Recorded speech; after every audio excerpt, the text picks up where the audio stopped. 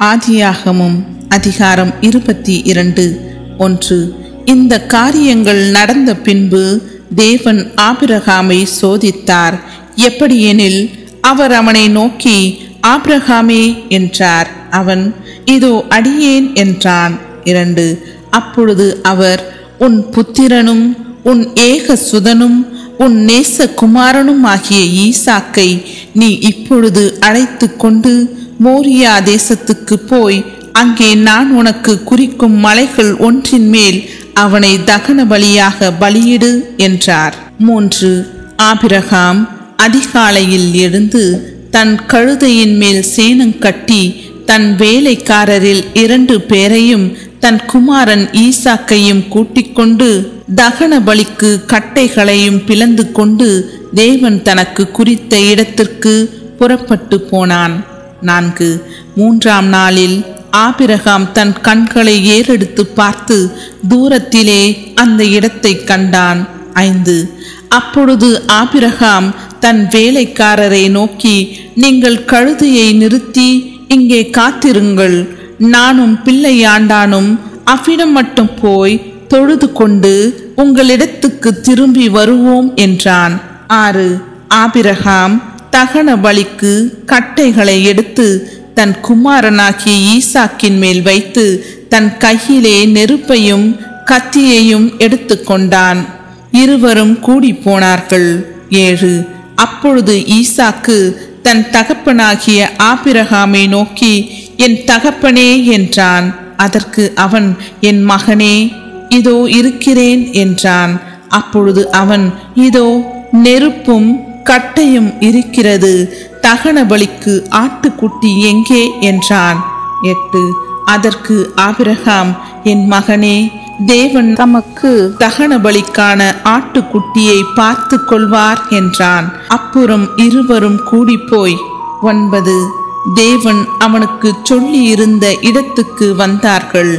அங்கே ஆபிரகாம் ஒரு பலிபீடத்தை உண்டாக்கி கட்டைகளை அடுக்கி தன் குமாரனாகிய ஈசாக்கை கட்டி அந்த பலிபீடத்தில் அடுக்கிய கட்டைகளின் மேல் அவனை கிடத்தினான். 10. பின்பு ஆபிரகாம் தன் குமாரனை வெட்டும்படிக்கு தன் கையை நீட்டி கத்தியை எடுத்தான். 11. அப்பொழுது கர்த்தருடைய தூதனானவர் வானத்திலிருந்து, ஆபிரகாமே, ஆபிரகாமே என்று கூப்பிட்டார். அவன், இதோ அடியேன் என்றான். 12. அப்பொழுது அவர், பிள்ளையாண்டான் மேல் உன் கையை போடாதே, அவனுக்கு ஒன்றும் செய்யாதே, நீ அவனை உன் புத்திரன் என்றும் உன் ஏக சுதன் என்றும் பாராமல் எனக்காக ஒப்பு கொடுத்தபடியினால் நீ தேவனுக்கு பயப்படுகிறவன் என்று இப்பொழுது அறிந்திருக்கிறேன் என்றார். 13. ஆபிரகாம் தன் கண்களை ஏறெடுத்து பார்க்கும்போது, இதோ பின்னாக புதரிலே தன் கொம்புகள் சிக்கி கொண்டிருந்த ஒரு ஆட்டுக்கடாவை கண்டான். அப்பொழுது ஆபிரகாம் போய் கடாவை பிடித்து அதை தன் குமாரனுக்கு பதிலாக தகன பலியிட்டான். 14. ஆபிரகாம் அந்த இடத்துக்கு யெகோவா ஈரே என்று பெயரிட்டான்.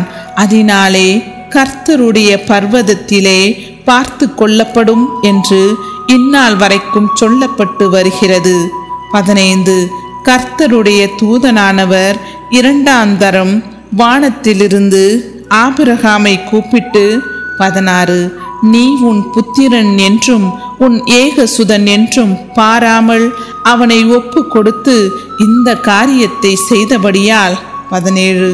நான் உன்னை ஆசீர்வதிக்கவே ஆசீர்வதித்து உன் சந்ததியை வானத்து நட்சத்திரங்களைப் போலவும் கடற்கரை மணலை போலவும் பெருகவே பெருக பண்ணுவேன் என்றும் உன் சந்ததியார் தங்கள் சத்துருக்களின் வாசல்களை சுதந்தரித்து கொள்வார்கள் என்றும், 18.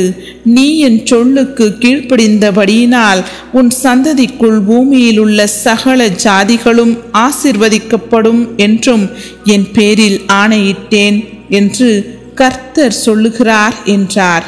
19. ஆபிரகாம் தன் வேலைக்காரரிடத்துக்கு திரும்பி வந்தான். அவர்கள் எழுந்து புறப்பட்டு ஏகமாய் பெயர்சபாவுக்கு போனார்கள். ஆபிரகாம் பெயர்சபாவிலே குடியிருந்தான். 20. இந்த காரியங்கள் நடந்த பின்பு ஒருவன் ஆபிரகாமிடத்தில் வந்து, மில்காலும் உன் சகோதரனாகிய நாகோருக்கு பிள்ளைகளை பெற்றாள். 21. அவர்கள் யாரென்றால், முதற் பேரான ஊத்ஸ், அவன் தம்பியாகிய பூஸ், ஆபிரகாமுக்கு தகப்பனாகிய கேமுவேல். 22. கேசேத், ஆசோ, பில்தாஸ், இத்லாப், பெத்துவேல் என்பவர்கள். பெத்துவேல் ரெபெக்காளை பெற்றான் என்று அறிவித்தான். 23. அந்த 8 பேரை மில்காள் ஆபிரகாமுடைய சகோதரனாகிய நாகோருக்கு பெற்றாள். 24. ரேயுமால் என்று பெயர் கொண்ட அவனுடைய மறுமனையாட்டியும் தேபா, காகாம், தாகாஸ், மாக்கா என்பவர்களை பெற்றாள்.